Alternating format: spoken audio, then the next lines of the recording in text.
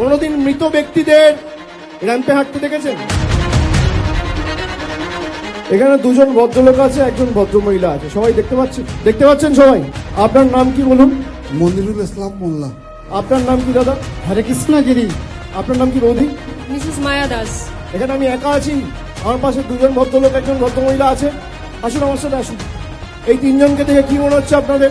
দুজনের বাড়ি হচ্ছে মেটিয়াবুরুজ বিধানসভা, আর বৌদির বাড়ি হচ্ছে কাকদ্বীপ বিধানসভা। কি আমি একা দেখছেন না চারজন দেখছেন? এবার শুনুন, ইলেকশন কমিশন এদের দেখতে পাচ্ছি না, এদের মৃত ঘোষণা করে দিয়েছে। এই জন্য আমি রাম মানিয়েছি।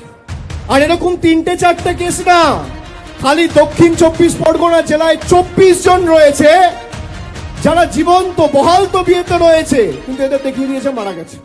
দেখেছেন? এই কারণ আমি তৈরি করেছি যে এদের কি চক্রান্ত, বাংলার মানুষ যাতে ভোটাধিকার প্রয়োগ না করতে পারে এদেরকে মৃত দেখিয়ে দেওয়া হয়েছে। আরে আমরা যতদিন আছি একটা মানুষের মৌলিক অধিকার আমরা যেতে দেবো না। দিল্লি আগামী দিন তৃণমূল যাবে, বিজেপির দালালরা তৈরি থাকো, ধ্যানিশ কুমার তৈরি থাকো, তৃণমূল দিল্লিতে যাবে।